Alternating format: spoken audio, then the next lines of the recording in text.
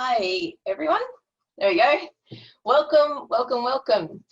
So I'll just do a little bit of housekeeping first as everyone's joining us on the webinar today.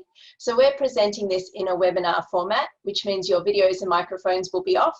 But if you've got any questions, and we encourage you to ask questions because they'll contribute to the Q&A session afterwards, please type them in the Q&A box down the bottom of your screen. And we'll direct those to Tom and Sam when they're finished doing their presentations. And we are recording this and we'll send the link out in an email over the next few days. So with the admin out of the way, it's time to get down to today's important focus. Welcome everyone, I'm Sylvia Howes from Data for Good. I'm joining from the lands of the Wongal clan with my behind the scenes host Samantha joining from the lands of the Darawal clan of the Eora Nation. I'd like to acknowledge the traditional custodians of various lands which we are gathering from today, and the Aboriginal, Torres Strait Islander and Maori people attending this webinar. Kia ora and welcome. We pay our respects to the elders past across all lands who guided and nursed country for many years. We pay our respects to their present elders who continue to pass on knowledge and provide guidance that we can all learn from. And we pay our respects to emerging community elders. We hope they continue to find means through which their voices are heard and registered. We celebrate the diversity of Aboriginal, Torres Strait Islander and Maori peoples and appreciate that we have these beautiful cultures to connect with. We look forward to building that connection and working towards not just inclusion, but empowerment of our Indigenous brothers and sisters. Having said that, please feel free to jump in the chat and say where you're joining us from today. And yeah, we'd love to hear where you're joining us from, so say hi. And today we're celebrating International Charity Day. And we thought it's a great time to pick the brains of the people who've been there, done that, and worked on data within charities for quite a while. And we'd also like to share some exciting opportunities with you. Thanks to our founding partner, Altus, we've got 10 consults to give away. So if you're thinking you need a little bit of help with your data, think while you're going through the webinar, think about where you might be able to get some help. Then when you fill in the feedback form in the email that will come through with the webinar link, let us know. And we'll be picking 10 charities, NGOs, social enterprises to give those consults to. And just something in general, Data for Good is here to help charities overcome data issues. There's no catch, no fees. We're all about using your data or helping you use your data to progress the sustainable development goals, progress how you're going. So whatever you're working on, get in touch and we'll see if we're able to help you. We might be able to run a datathon, we might be able to work together on a project, but it's important that you let us know that you've got those issues so that we know where we can help you.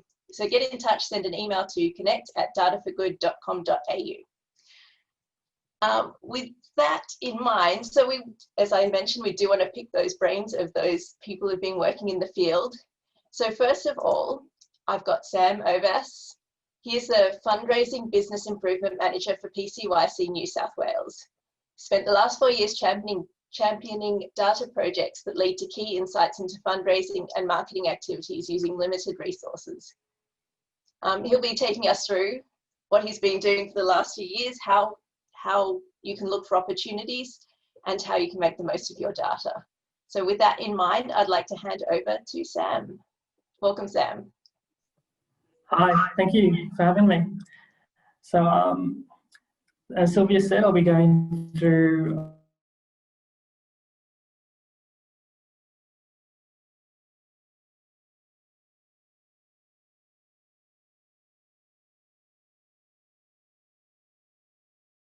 I think we might have a few internet connection problems with Sam. Okay, Sam, can you hear me? He's completely frozen. Tom, can you give me a thumbs up if maybe we can jump and do your presentation first? Okay, I'll give a quick intro to Tom. So Tom Schlosser is the Head of Systems, Data Analytics and Innovation at ChildFund Australia. He manages a small team of developers, system admins and data analysts who use Salesforce, SQL Server and Power BI, amongst other tools to capture data from their marketing and programming activities to deliver insights to people across the organisation. He's a data analyst at heart, and today he's going to share some very important insights with you. So Tom, I'll hand it over to you. Thanks very much. Nothing like webinars to break your internet, right? I'll just pull up my slides and then I'll get started. Great. Well, thanks very much for having me. I'm really excited to have this discussion with you today, and hopefully there's some questions and thoughts that this brings up. I thought I'd probably share a little bit about the lessons I've learned. So I'll give you a bit of a background on me and then talk through some of the things that I've found really sort of key learnings for me over the last little while. And then I'll hopefully sum it up into something that you could take forward if you want to, or obviously you can find your own journey too if you need to. But I think for me, it's really going to be talking a little bit about some of the lessons that I've learned over time. So a little bit about who I am. So I'm the head of systems, data analytics and innovation at ChildFund Australia at the moment. And it's I've been there for about 4 years, just over 4 years actually. It's gone really quickly. As Sylvia mentioned, I manage a small team that looks after our sort of core CRM. So at the moment, that's our Salesforce CRM, where we collect a lot of our marketing and supporter care data. And more recently, we've built out that database to include programs data as well, so to capture the programming that we run overseas.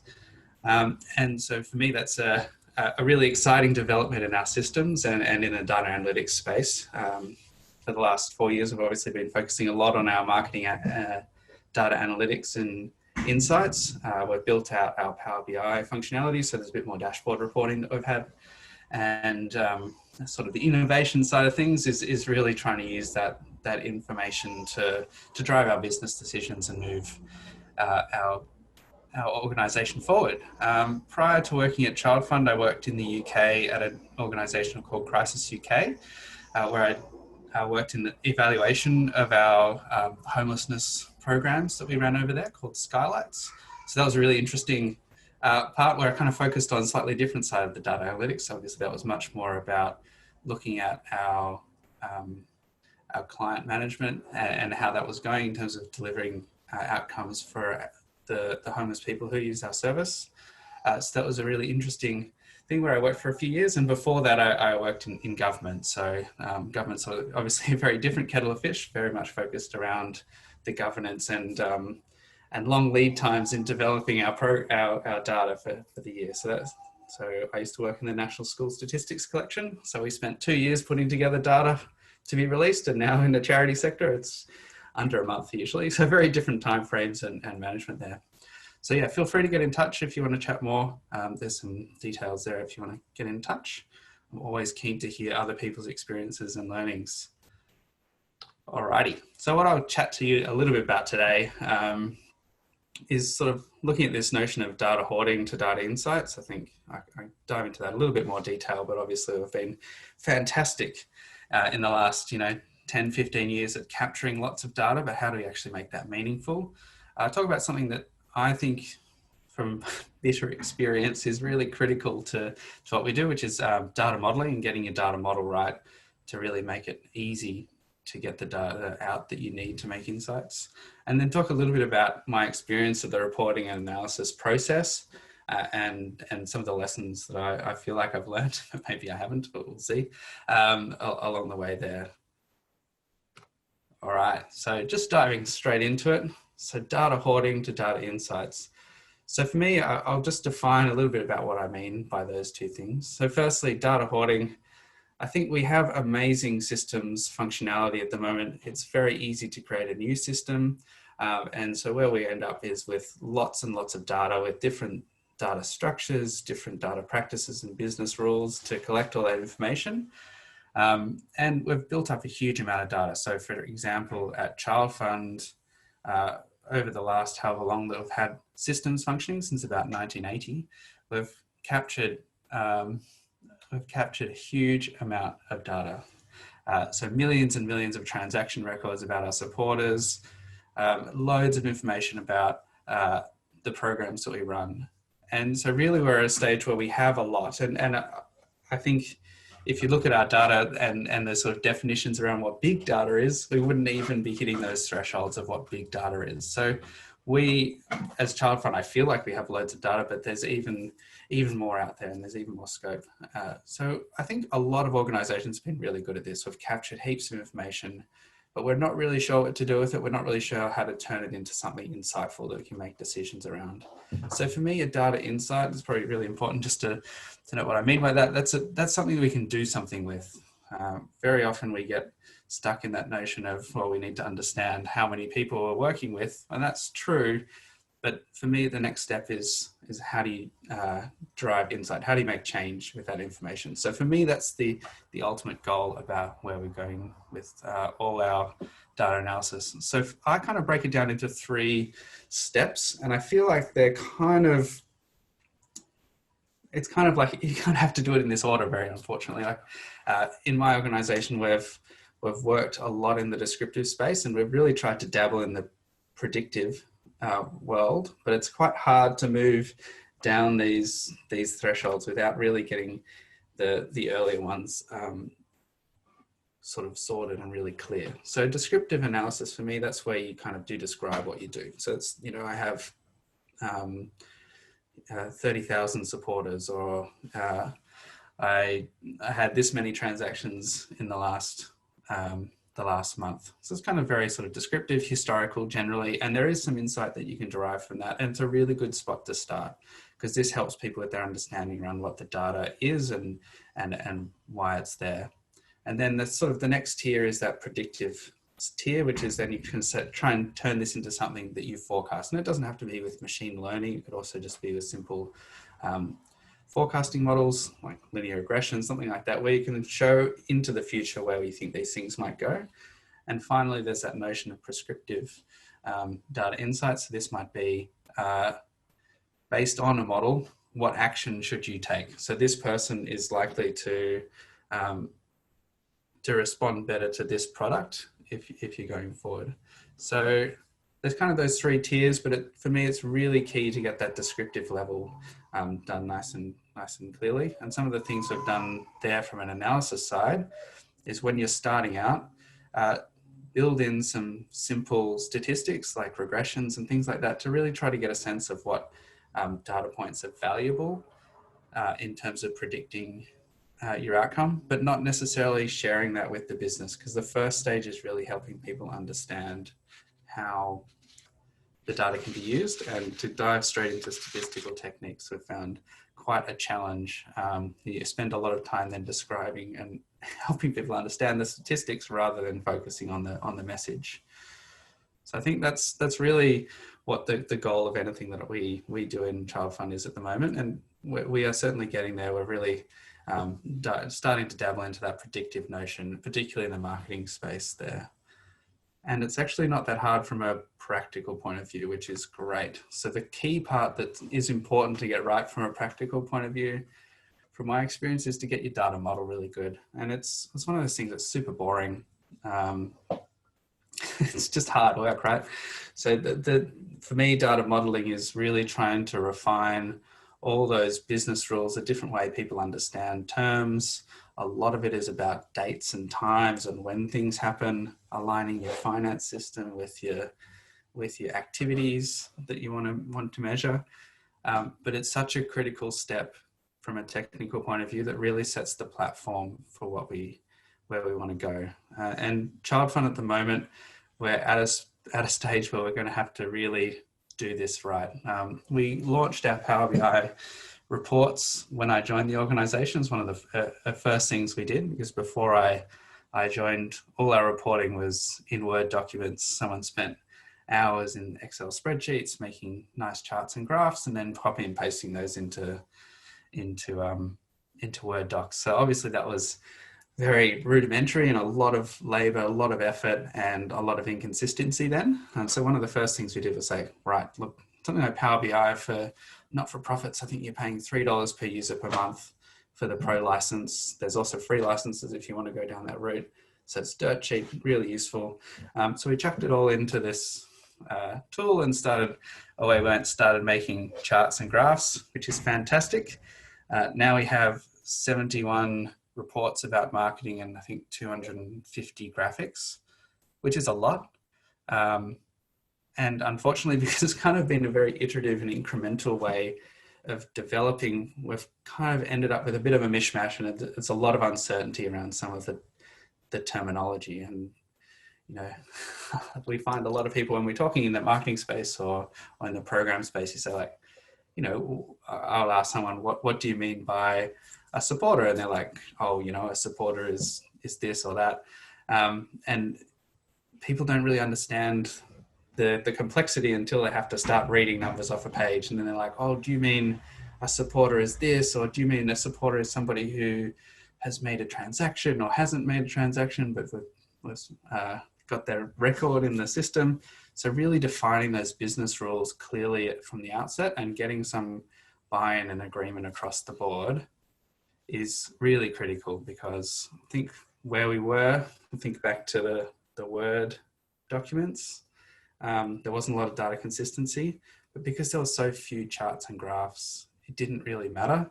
But as soon as we got to that stage where we have 250 charts and graphs that people can access at their fingertips, that's a huge issue, because people are reporting different numbers, the board gets confused, senior management get confused. So it's really important to start your thinking around, what is my data model going to be? And how that's going to be structured for me, so I can pull out the analytics I want, but also how have we got all those business rules down pat? Do we understand exactly what we all mean when I say a new acquisition or a project that we're running in the field? Does everyone know what that term means, and is that documented and clear across the board? So for me, that's a really critical step that if I was starting out again, that would absolutely be the first place to start, rather than diving in where you can get those charts and graphs going really, really quickly. And I think just on those charts and graphs, I think it's really important to think through and to work with your stakeholders about what the goal is of the charts. So you've probably heard this stat before, that 75% of stats are made up, including that one probably. And here's another made up stat, but in my experience is let's say a rough estimation of this. 85% never inform a change, action, or decision. And for me, it's helpful to help people understand how much effort goes into making these graphics, making these reports, and the importance of it being something that you could conceivably make a change using, or have an action or a decision around it. So it's tied to a KPI, or it's tied to some insight that you want to glean. I think that's really important to set that sort of expectation and boundary around what you're going to do. We all work within contexts where we don't have a lot of funding for this type of stuff, and we could make charts all day, every day, and never meet every single need. So for me, it's really being really clear with people about what they want from any chart or graph. Generally what we do is say, what's your business question? What's that question that you're trying to answer? And then instead of building the chart they want to see, we try and work with them about some of the options of what we could show. And that's also a nice way where we can start to build in some of those predictive components as well. Start to lead them down that track of learning from that really descriptive to the slightly more high level predictive and insightful stuff. So it's really a journey of trust and understanding. So you've got to get your numbers right, absolutely. If the numbers aren't consistent within itself, within the application you're building or the reports you're building, you're going to lose that trust. That's really critical. And then that understanding of helping people understand what they can do with their stats going forward. So I think for me, this is the journey I probably would have liked at the start. You know, it's not always possible, and I think this is a very idolized notion of analytics, very sort of incremental and growth wise.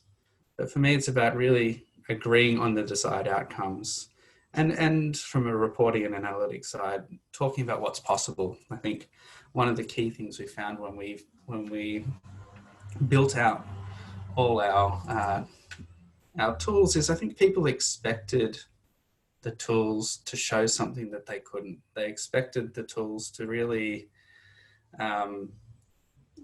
give them insights into how to take the business forward, how to do marketing better. But unfortunately, generally what analysis does is either says, you're doing great, keep doing it, or it's not working so well. It doesn't tell you how often to take that next step. So that's where you need to have a plan of action. What am I going to do when I find out this doesn't work? And have that conversation before you do the analysis, rather than when you find out something's not looking so great, and then it feels, it sort of breeds a culture of defensiveness unless you have a way forward. And the way forward from an analytics point of view is testing. How can you test this? How can you create some trials around this? What are some new ideas that we could try and throw into the mix? And keep focusing on those like positives, how this is taking you forward as an iterative journey, rather than it's just showing you all the things you're not doing well. I think I was watching a TV show last night called Trying, which is on Apple TV, really interesting show about people trying to adopt a child, which for me is really interesting because I'm adopted myself, but I just lost my train of thought. But anyway, I think the key there is to really have a sense of where you're going together and working together towards those outcomes right from the start. And I think then part of that is to get a sense of your business rules. Like what is that foundation? What is the thing we all agree on? We all agree that an acquisition is this, or we all agree a project means this. And it sounds boring and simple, but it's really critical, and it'll put you in the right place if you get that right at the start. And then a bit of back end tweaking, get those data structures right. And then the last thing for me is it's really, but for us, it's been a journey of trust. So people trusting that I as an analyst can be doing and are doing the right thing. People can't look into my code. They can't look into the back end and understand what's going on. So building that level of trust that there's another source that they can compare against or get an understanding of. And then that mutual understanding, like respect for each side of the business's viewpoints, but also for them understanding where we're coming from, which is coming back to that agreed outcomes. Like what can we do together to really get where we need to go? So I think that's really how I think about our journey and how we're going. And obviously for us as ChildFund, we're still on this journey. At the moment, we're about to completely redo our reports and hopefully go through something like this. So it's fairly timely to undo those 71 pages and really prepare it back to stuff that's going to be really useful for people to make their decisions going forward. So I think that's pretty much a wrap for me. So hopefully that's created some questions. I'm sure there's lots of different ways that you might be doing this in your organization. So yeah. Yeah, great. Thank you so much, Tom. That's really insightful. And some of the things you picked up on there, like it's not necessarily about the data, it's about getting the environment for the data correct. So defining the business terms and rules. I think you might have surprised some people when you said, as some simple statistics like regression testing, people might be like, oh, okay. But what you said is exactly right. Focus on the message and not just the stats. And yeah, first step, what's important to you, being on the same page, defining those business terms and rules and how to build trust through consistency. So I think you've really hit the nail on the head with some initial steps there for how people should get involved with their data. Thank you. So we'll do a full Q&A afterwards. There have been some great questions coming through. But I won't do Sam's intro again. All I'll add to the intro is he's got an enthusiasm to build up suspense. And unfortunately, it was very bad timing for his company to lose internet. But I'll send it, without further ado, I'll send it over to you, Sam, and fingers crossed that we get better internet connection this time. Sweet, thank you. Sorry for that, everyone. Like Sylvia said, my Wi-Fi went out, so I'm now wired in, so it should be set to go. What I'll do now is just share my screen.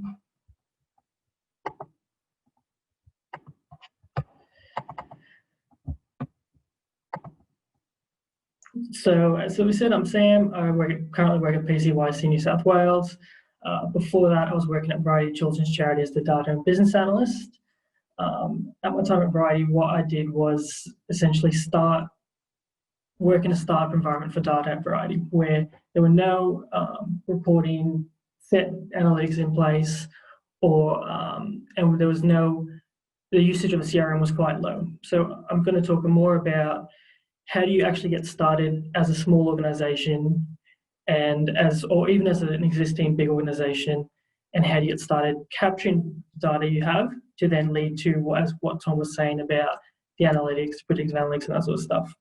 So I'm going to talk more about building the base. So as I said, we're going to talk about an organization's data maturity, then we'll move on to what stage 1 would look like and what happens at stage 2.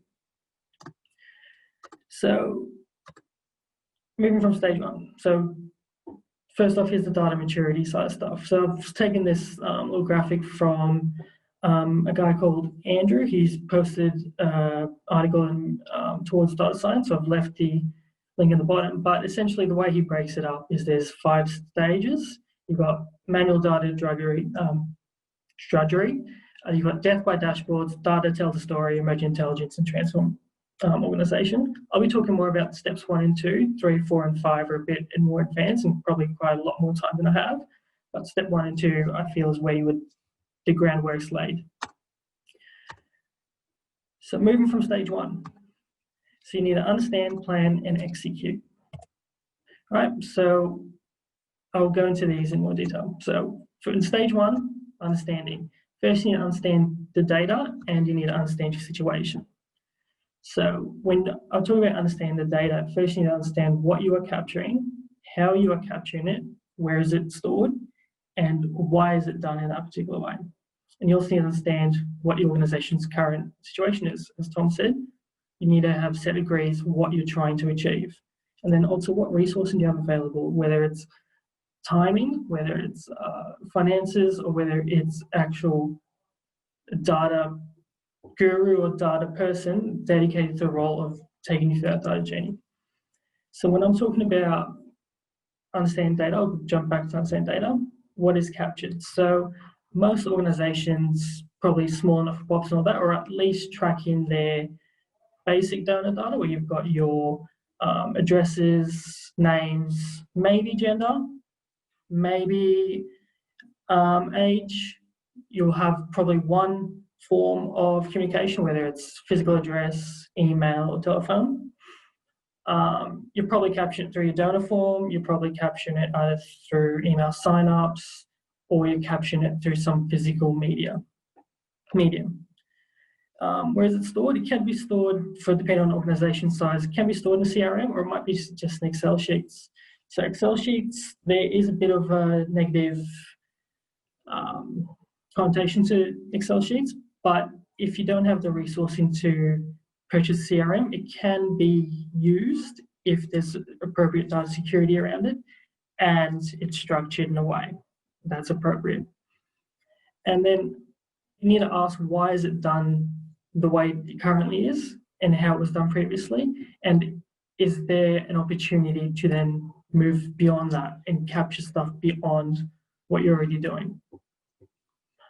So to improve the data you capture, you really want to start asking questions. So I just started PCYC 2 weeks ago, and the first 2 weeks has just been me asking question after question after question, wanting to know why certain things are captured, why it was stored in a certain way, and what was it used for.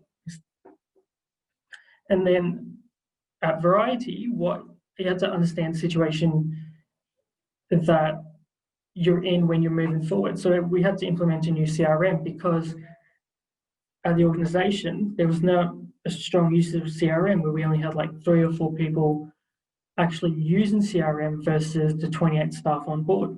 So you have to understand that there's obviously people not entering data in CRM that you would want, and you need to sort of try and drive change and culture to capture that data. Right. So then you need a plan. So you need to prioritize the issues that you may run into and where they would lie on how you tackle them or when you tackle them. In your plan, how you want to store your data moving forward. So during the initial planning stage, you might look at your donor form and you see, hang on, we're not actually asking our donors what are they interested in or how did they hear about us. So you want to go to your donor form and add that there. And then you want to think, hang on, how is that data then tracking back to the system? And where is it being stored? Is it being stored appropriately? And also when I talk storage, I'm not talking purely physical storage, but how those values are captured. Is there a structure around, for example, when you do your digital, your DMs, direct mailing campaigns, have you structured your segments in a way you can go back historically and see, yes, this person was attributed to this segment for this tax appeal, and be able to track what their interactions were and how they responded to those interactions. So as Tom was saying, there's a lot of data out there. It's about really storing it in a way that's usable moving forward. If you yourself are not able to use it, that's fine, but it's about structuring and laying a base for you to then be able to progress. And one of the key things is obviously being consistent on how you do it. Obviously, it's not always possible. You're going to have some hitches along the way, but being able to have a consistent way of storing that data is very, very important. And then you look at the distribution. So Tom mentioned Power BI, and I'm a massive fan of Power BI. It's what I used at Writing, what I'll be using at PCYC, where it's a dirt cheap resource and it's easy to distribute, whether it's through the Pro license and you do it online through the workspaces where you can share the workspaces with certain individuals, or if you just use it as like you would an Excel sheet, you create that workbook and be able to distribute it to varying stakeholders as necessary. And then you've also got another program called Tableau, which you can get. It can be a bit more pricey. It's harder to distribute, I find, but you can purchase that from Connecting Up for, I think it's like $80 for a 2-year license. So there's options out there for you to be able to find the tools you need to be able to then sort and report on your data. And then after you've done your planning, after you've done your assessment on what's happened out there and how you're tracking your data, you just want to do it. It's easier said than done, but you just need to get out, start doing it. What you end up finding with small organizations who I've talked to is you have, let's say, your finance coordinator or you have your fundraising coordinator being your data guru, and what they might end up having conflicting priorities here and there, but it's about trying to focus time to achieve it. Easier said than done, I know, but it's about focusing down to achieve those outcomes. And then stage 2, you want to, in the graphic I pointed out at the start, it said death by data dashboards. And what the author was saying is that the issue that some organizations run to is they start getting access to data, they start getting access to these BI tools, and they just create dashboards, create heaps and heaps of dashboards, and they use varying data sources, and it's no real structure around how those reports are distributed. And also because you've got conflicting data sources, multiple data sources, they can conflict with each other. And you sort of want to move to an environment where you centralize the data, but you also centralize your working environment in the sense of you've got a fundraising team, you've got a marketing team, and you've probably got your mission delivery team, finance team. You don't want these teams working in silos with their own data sets. You want these teams to be able to come together and centralize their knowledge to then be used across the business, because each department holds key information for each other department.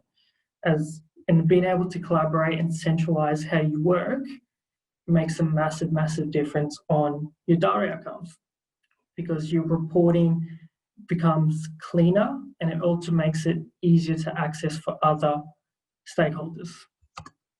Keep it simple. There's sometimes when you get a new resource, it's exciting and you start wanting to do some crazy stuff. And I know that's what I initially did. I started creating some not so effective dashboards. And what I learned is you want to keep it simple and make it easy and accessible at the same time. So then I've seemed to steam through that quite quickly, but here's just, I've left some links to some useful resources that I use along the way.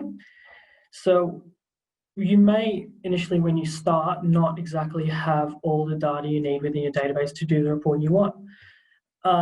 What I found is if you at least have some postal addresses for your donors or your stakeholders or whatever, you're able to then sort of fill the gaps here and there using ABS data. So you've got your ERSAD, which is your index of relative social advantage and disadvantage. You can do a postcode lookup with that to potentially find donors who are in more affluent areas to increase your asks. You can find, look at the age and sexes based on location, see if there's an overrepresentation for a certain age in a population. So you can start skewing your messaging a little bit to that population. Bit risky, but at the same time, it's a start somewhere and it gets you into that process. And then there's the address lookup, which I think it's an Altus tool, where you're able to then put a physical address in. I think there's the ability to do bulk processing, but you can put a physical address in and it comes back with those ERSAD stats. It comes back with a mesh block, which you can look up against the data sets in the ABS. And then I've just left some dashboarding tools, tips and tricks to get started as well. So that's all I had. So thank you. Cool, great. Thanks so much, Sam. And it's really good to hear a couple of different perspectives and what you've just said, like just get started. You don't discover what you're missing until you do get started, and make sure you sort of centralize everything and that there's no silo approach, so that you're making sure all teams are on the same page and getting access to the same information.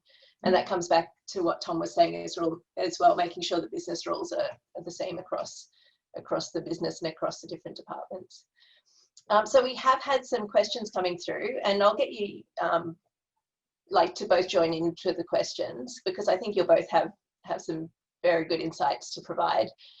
One of them's about, so we've discussed so far about looking internally at your data and how your organization might use the data, but looking externally to what you provide people such as donors. So the question that came through was, as a donor, I always want to know about impact data and to know how the money I donate is used. So what qualitative and quantitative data do you supply back to donors, and what methods and tactics do you use to directly provide impact data back to them? And I'll start with you first, Tom.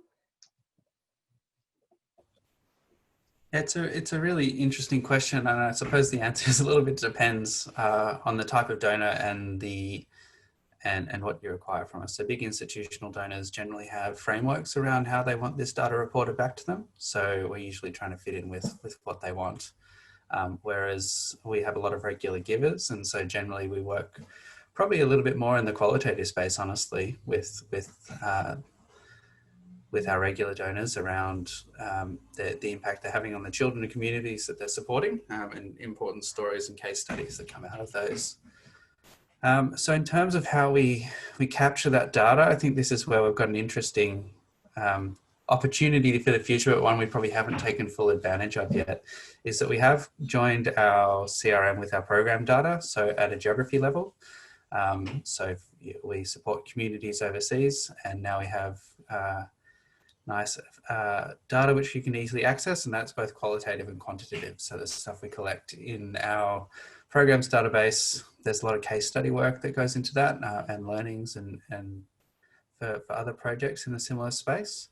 But then a lot of quantitative data against our log frames. We don't share that with our supporters yet, but that will probably be the best way to show the sort of activity level and output level that we have, and how that feeds back into our donors. Where I worked at Crisis UK, we probably did this a little bit more in detail. We had regular evaluations that were shared with our donor base, and that was looking at, that was a longitudinal qualitative mostly, but also with a quantitative component, which went into a great deal of detail about the effectiveness of that the Skylight project. So that's how we did that, and that was more sharing the kind of high level report for the people interested. Yeah, so I think I know that other organisations do this in really interesting ways. Like Thank You have really interesting products to share this data back. But yeah, we don't provide this in a huge amount of detail back to our donors at the moment. Yeah. And I guess at the same time, while you're looking at all the people you help with the donors as well, there's a narrative to every person and why they feel the need to create impact through your organisation. So yeah. Sam, did you want to touch on that question as well? Yeah, so I was going to pretty much echo what Tom said, but in terms of growth and where I feel like we could head towards is when it comes to donors, and you sort of try to track their interest areas and certain programs they're interested in, or you look at the location they're in and you try and, similar to how Thank You does, where they've got that code which takes you to the website and you can see that the money's gone to a specific project in a specific area. Mm. Where I would like to try and grow to is being able to go back to our donors and say, within your region, this is the delivery you've had, this is the impact your money has gone to have. So that's something we're working towards. And like Tom said, I think we're more leaning towards qualitative data in terms of stories and case studies. That's where it is at the moment for us. Yeah. Yeah. And I think part of the reason for that, just to follow on, is a lot of our sort of marketing tests have shown that while stats are really, people say they're really interested into stats, the things that resonate are the qualitative stories. Yeah, it's the connection. It's where they can see the people there. Yeah. Yeah. So it's like an onion. There's layers. So you sort of got your stats, but then you really need to see the stories behind the statistics. Yeah. Because they're the human stories behind it. Yeah. Good question though. Yeah.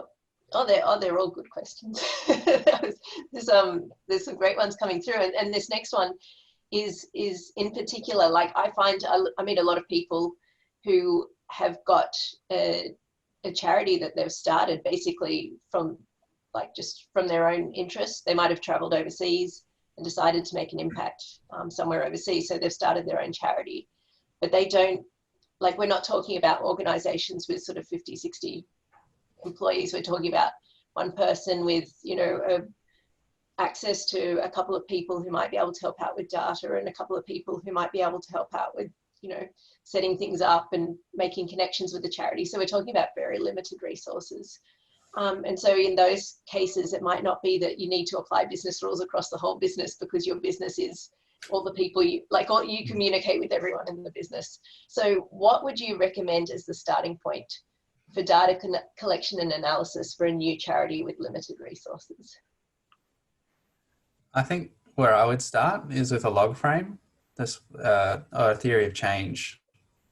Just start with, it doesn't have to be really specific, but just work out what kind of activities you want to measure and any outputs that you want to measure and how that relates to the outcomes you want to generate. It's quite a nice little framework. It can be done fairly easily. And then in terms of actually the practicalities of collecting the data, you can use Google Forms or Excel spreadsheets. It doesn't really matter. I think, as Sam said earlier, there's nothing inherently wrong with Excel data management. It's just a bit harder if you've got heaps of data, but if you're just starting out, that's perfect. I think there's a Microsoft Forms now, Google Forms, SurveyMonkey, all those things will give you quite a lot of functionality in terms of collecting the information that you do. And then maybe if you want to get a bit fancy, you could think about a before and after evaluation. But yeah. I wouldn't go too much further than that. Yeah. Just do have a quantitative element to it if you can. Yeah. And if we want to look at the fundraising marketing side of stuff, then I would probably start with looking at how you're capturing your donations. So you would want to make sure you're capturing the basics of obviously name, but maybe location, their interest area, and a way to communicate with them, whether it's email or phone. And then when it comes to the marketing, digital marketing side of stuff, ensuring that you've got your links tagged in an appropriate way. So down the line, when you want to do that analysis, you're able to, because you can go back and look at the links that people have clicked to sort of build interest profiles of certain groups of people. So it's just thinking about where you want to head and what potentially you might need there. So easier said than done with limited resources, but that's where I would put my head towards. Yeah. So you mentioned a few tools there, and obviously these are recommendations. We're not sort of working for the companies. We're not marketing and promoting them. Yeah.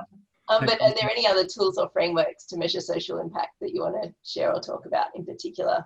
And I mean, Excel is one. It's hard to get away from Excel in that Excel is a very basic tool and you can get a lot out of it.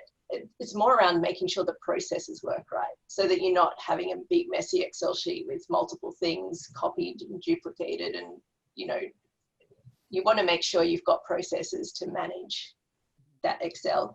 So are there any other tools or frameworks that you want to mention for people getting started? And then maybe we can continue on from that. Like once they've got it in Excel and they built up the business a little bit, where to from there to move from Excel to another tool? Yeah, so again, I think that the best tool is a framework for this stuff, because like in terms of actual processing tools, we'll probably mention the key ones there, which would be Excel, something like Power BI. You could go to Tableau if you've got a bit of cash to burn. And then some sort of CRM. So there's quite a few offerings. We use Salesforce, Blackboard's another good offering, but there's quite a few in the sort of marketing space. In the program space, there are a few off-the-shelf tools that you can purchase. So worthwhile having a Google around. I haven't used a lot of those. We built a custom system in ChildFund, but I probably wouldn't recommend that as a first point of call. If you can avoid it, I'd stick to the Excel sheets. But in terms of getting those frameworks right, when I worked in the UK, there's some interesting resources if you wanted to go into a bit of that SROI thinking. You probably don't want to go that full tilt straight off the bat, but at least you can get a sense of where you might want to start. So one of the tools that everyone uses over there is the Magenta book. You might have heard of it. It's quite detailed, but it's quite interesting as well if you want to get a bit of a handle on how to do evaluation of the projects that you're running and really get into that impact at a quantitative level. And then the other place, my manager at Crisis started a Centre for Homelessness Impact. I know it's very homelessness focused, but it's got some really good examples of excellent evidence and how you generate evidence as well to show change and to show impact. So yeah, Centre for Homelessness Impact might be worth a little browse around. Yep. Sam, did you? But nothing to add there. I don't look at the social impact side of stuff at this stage. Yeah. No. Yeah. But it can get very complicated very quickly. Yeah. I'd be like, kind of keep that simple and keep it a bit qualitative. Like, for this kind of cost, this is what we generate in terms of outcomes, because outcomes are very complicated to measure. Yeah. And you did recommend against using your own custom built tools. What are some of the challenges you come across with using that? Because obviously you've got to balance, like some people, is it resources or software? Like where do you want to invest time and money? And what were some of the challenges with that? I think for us, custom was probably the right call, because we were trying to fit in with a very extensive monitoring and evaluation framework which the program team had built. So it probably depends a little bit on your use case and your resource that you can allocate to this. But obviously, ChildFund's been around for a long time in a fairly large organisation, so we have a bit of capital to invest in this type of thing, but it's still not easy to get commitment from people to spend on back-end processes, and it can be quite expensive to maintain. I think generally the conversation I'm having with people at the moment is you could get off the shelf and it can give you 80% of what you want, and you don't have to maintain it going forward. Whereas if you go custom, it might look cheap up front. You can get any old freelancer.com, someone can build you a database, but who's going to maintain that in 6 months when something changes, or in a year when all your security protocols are out of date? That's going to start to cost a lot more money than perhaps you anticipated. if you can model that out and get a really good sense of what you're going to have to spend on going to maintain a system, then absolutely go that route. But I would probably seriously consider taking some compromises and picking something off the shelf. Yep, and maintenance is the key there. It's like a car, right? You know, you've got your upfront cost, but then you've got your ongoing annual cost. So you got to make sure that you can that you factor that in when you're building it. And like you said, access to resources as well. Like, you know, in 6 months' time, like, is someone going to be able to pick up what's there and continue with it? And a lot of that, depending on the platform you choose, is going to be out of your control as well. It's not like you're back, oh, you know, I won't worry about that. So something like Salesforce or Azure or any of these kind of platforms, they're going to be like, you can't use that anymore. You're going to have to do something different. And that happens relatively frequently. Yeah. So it's just an investment. I think if you can afford it, absolutely go for it. It's nice to have that control. Yeah. And there's been a few recommendations as well. I haven't worked with them personally, but apparently UTS Social Impact Toolbox. And I know Altus as well has a custom tool for charities called Giving Insights. So there are some other ones to check out. Question for Tom, because you mentioned it. What is a log frame? A log frame or theory of change is just a way of structuring your thinking around, because generally what we have when we think about a project or a program is an outcome we want to impact. Like I want to reduce homelessness or something. Very lofty, very hard to measure. And so a log frame helps you to try and link the activities that you take to that outcome and to have some layers that are measurable. You know, so I want to reduce the number of people experiencing homelessness in London, and I'm going to do that by having an employment service, which I can measure this way, and having a mental health component of my work, which I'm going to measure in this way. It just kind of helps to break down that really complex and long-term and intractable issue into something that you can measure as you go. And it's quite a nice, if you look up theory of change or log frame, there's quite a nice little template. I can't remember who makes it. Yeah. But it's a really nice way, I find, and I kind of apply it in the marketing space as well. I think it's a nice one to cross over there. Like, what is it you want to measure? Here's one. Yeah. Maybe I can quickly show you what it looks like to give you a bit of a context here. Yeah.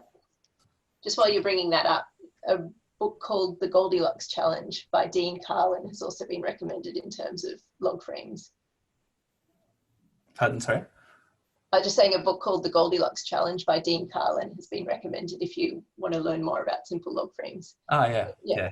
They're very nice. They're kind of like, there's a lot of theory behind this, but even at a high level, you can see how this is a nice way to structure your thinking around what you want. Yeah, that's a really good way to break it down. And then how would someone take this and convert it into how they're doing their data setup? Well, I think that the data fits in at this measurable component here. Yeah. So you've got your goal, which you start with, and the problem. So your problem and your goal, and then you kind of work through these other steps here. And once you get to this measurable effect, that's where you could start to think about what data do I need to suggest that I'm improving our outcome. Yeah. It's kind of I suppose, one of the last steps that you'd get to in this. And it's never going to be perfect, you know, but at least it kind of shows the connection with your information to your outcome. Yeah. This is a good way to go. And over time, I imagine these would change as well, what you want to look at. Yeah. Absolutely. Capabilities improve. You get much more interesting data as your projects get bigger. Yeah. Yeah. Cool. So we're almost out of time. I just wanted to wrap up a little bit with what are your final tips? Like, say someone's just stuck. They've got their Excel spreadsheets. They're investigating tools. The data's sort of over time has gotten a little bit messy in the Excel spreadsheets. What are your sort of top tips to get yourself out of that situation? Ooh. I would probably start by just looking at what you're trying to achieve first and work backwards. Almost that log frame sort of mentality of looking at what the right outcome is and then working backwards to a structured way, almost starting from scratch and then seeing what you can salvage from that data set and move it to the new one or your workflow. It's a tricky one, but that's how I personally would approach it. It's like almost want to start from fresh in how you structure it and then merge across. Yeah. Tom, did you want to add to that? Yeah, I think absolutely that's what I would do too. It's about thinking of like those key questions that you learn in school: who, what, when, where, why, how. Once you start to think about your data in that way, then you can get rid of stuff you don't need. So remember, in analysis, you don't need all the things you need in your transactional database. Don't try and bring across every data field, every nuance. Try and simplify that model as much as possible, and just make sure you know what outcome you want to focus on. So it might be transactions, or you might want to focus on products or sales, and just build around that thing you want to really focus on and understand the key data items around that, and then focus on cleaning those up. Unfortunately, there's no easy way to do data cleaning, so try and do less of it. Yeah, and I mean, there are tools to help with data cleaning, but once again, maybe you want to limit how many tools you're accessing, but you know, there are ways to see where you've got issues in your data. It might just be in Excel. You can do like some quick filters and some quick pivot tables and things just to see where there's some things being highlighted that maybe aren't quite right, that maybe need a little bit of focus to fix. So yeah, it's going to take a lot of time though.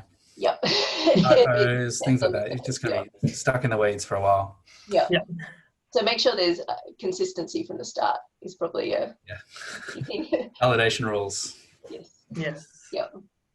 Cool. We're just about run out of time. So I just wanted to add to that. So thank you very much to Tom and Sam. It's been awesome. It's really good picking your brains to get that information. And I think there's a lot of key themes. If people want to go back and watch again, things like, you know, centralizing across your systems, really thinking about what impact you want to make and what data is relevant to that, not just collecting everything, but making sure it is focused, consistency across the data. And so thank you so much for sharing. To those charities, NGOs, social enterprises who are watching, who do want to get some more help with your data, make sure you get in touch with us.